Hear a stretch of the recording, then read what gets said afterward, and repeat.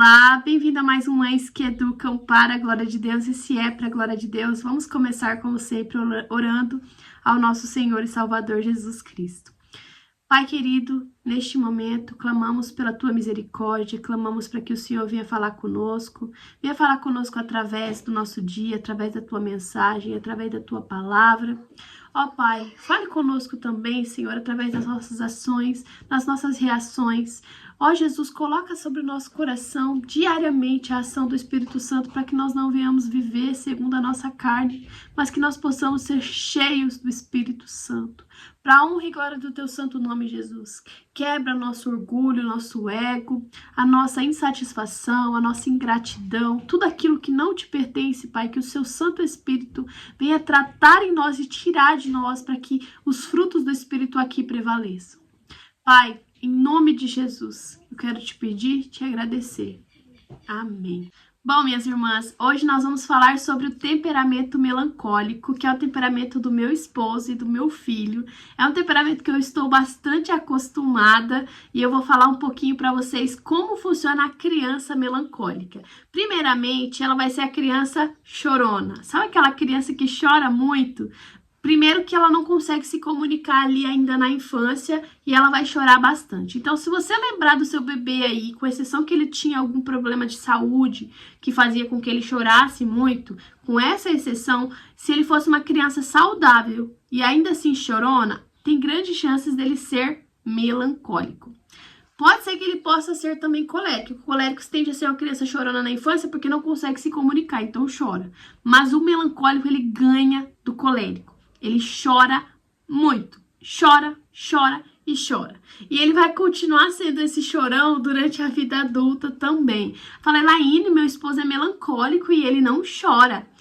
Vai pensando que ele não chora. Às vezes ele não chora perto de você, mas se você mandar um vídeo para ele emocionante, se você dar uma olhadinha, ele vai ficar emocionado. Ele é aquele temperamento muito emotivo. Porque o padrão do melancólico é o padrão da tristeza. Então, a emoção que mais aflora o coração do melancólico é a tristeza.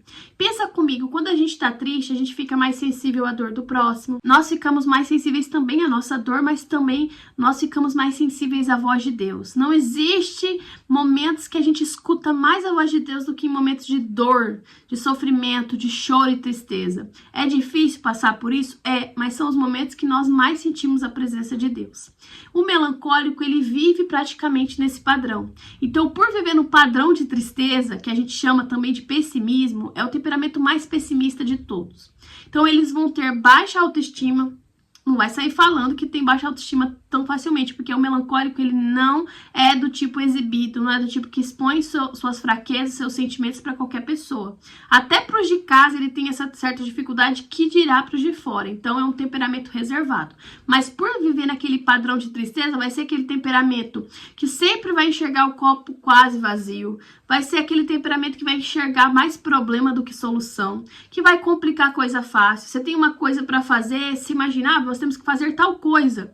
E o melancólico ou a melancólica, ele vai costumar achar um monte de problema numa situação que às vezes nem tem essa quantidade de problema. É porque ele enxerga de uma forma triste, realista e pessimista a situação, que ele pensa em todas as coisas que pode dar errado. E aí, quando ele vai explanar isso, parece que ele tá jogando água nas coisas, e na verdade, não.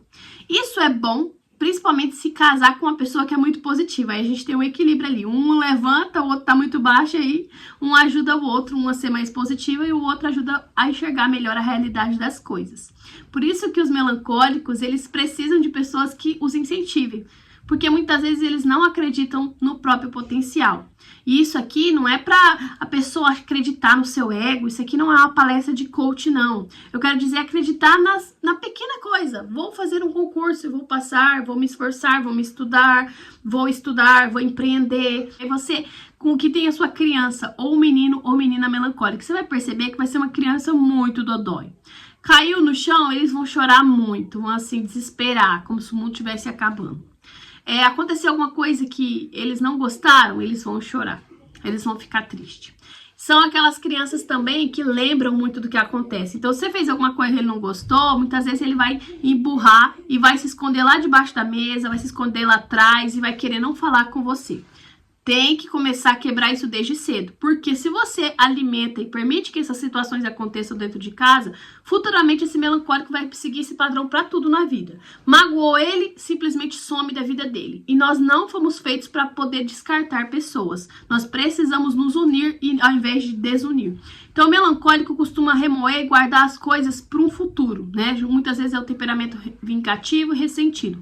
Um temperamento não tratado pelo Espírito Santo, tá? Porque aquele temperamento que a mãe desde muito cedo ensina, olha, você não vai ficar emburrado comigo, você vai ter que conversar comigo normalmente. Eu não aceito esse voto de silêncio dentro da nossa casa. Você, como mãe, tem autoridade sobre o seu filho, sobre a sua filha, para não aceitar determinados tipos de comportamento. E esse comportamento do voto de silêncio, ou de não querer falar, não querer conversar, tudo bem. Se ele quer só ali o espacinho dele, ótimo. Mas aquele ponto de ficar emburrado, de ficar bicudo, de ficar aquela situação chata, de ficar tempos sem conversar com a própria mãe, ou com os próprios irmãos, ou com o próprio pai, precisa ser resolvido desde muito cedo. Não é uma coisa que uma família cristã deve aceitar. E ainda assim, chamar essa criança para entender que perdão é necessário, que nós temos que nos reconciliar uns com os outros e que o Senhor não nos fez para viver ali isolados, para viver sozinho.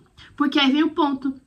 A criança melancólica, assim como o adulto futuramente, eles não têm problema com ficar sozinho. Então, essa criança brinca sozinha, ela consegue fazer muitas coisas sozinha. Se tiver crianças, ela vai brincar. Se não tiver, ela não vai se importar com isso. Ela vai continuar sendo aquela criança que não dá tanto trabalho para brincar sozinha, não dá tanto trabalho para você conviver, com exceção de que aconteça alguma coisa, né? Tipo, ele trupicar e chorar loucamente por alguns minutos, como se tivesse quebrado um braço e às vezes não foi nada.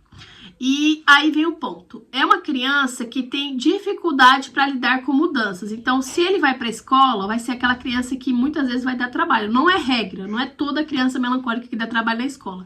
Mas a maioria vai dar trabalho na escola. É aquela criança que fica chorando no portão, clamando para ir embora com a mãe, porque ele está em estado de mudança. E a mudança para o melancólico é terrível. O elemento do melancólico é a terra. Então, imagina, quando você tem uma plantinha e tira ela de um vaso e coloca em outro, muitas vezes ela sofre para poder funcionar no outro vaso e olha lá ainda. Então, o melancólico é a mesma coisa. Tem sérias dificuldades para lidar com mudança. Então, pode ser que dê problema na adaptação escolar. Se mudar de sala na escola, vai ter aquele choque. O melancólico, quando casa, ele tem problema, dificuldade para se adaptar na nova casa com a esposa, porque ele estava na casa da mãe. O melancólico, ele tem dificuldade de adaptação, muitas vezes, se ele mudou de emprego. Então, ele tem essa problemática de não saber lidar muito bem com mudanças. Ele sofre bastante.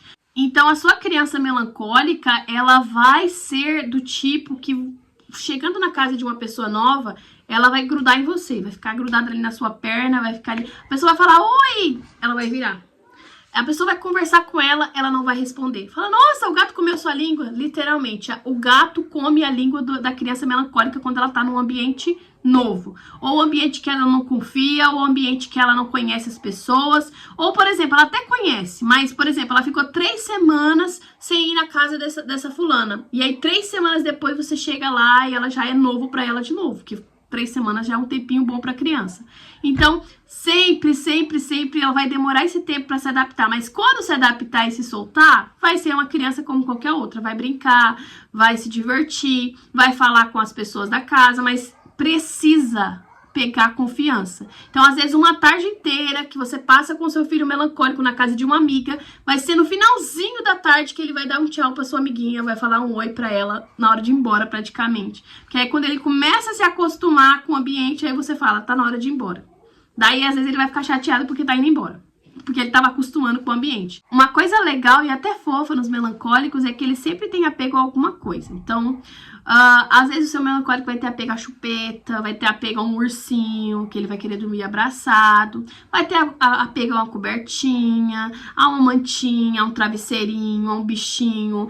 Ele costuma se apegar àquele objeto, ou, né, enfim, e se torna melhor amigo daquele objeto.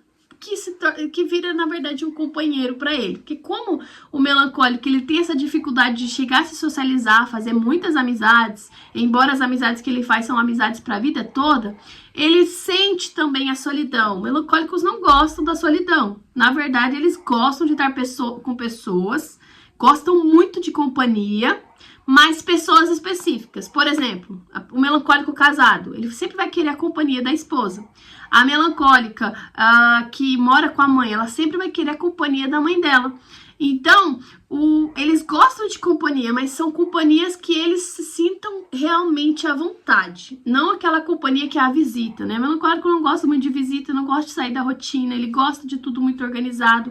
A maioria das crianças melancólicas são muito organizadinhas. Eu falo maioria porque existem crianças melancólicas que podem não ser tão organizadas, embora elas tenham ali a pitadinha de organização, porque vai depender da casa que eles convivem. Então, se a casa for muito desorganizada, ele vai acabar aos poucos se adaptando àquela bagunça. Mas se a casa ali for levemente organizada, vez ou outra você vai ver ele organizando os sapatos dele, organizando os brinquedos, às vezes por cor, às vezes os lápis de cor.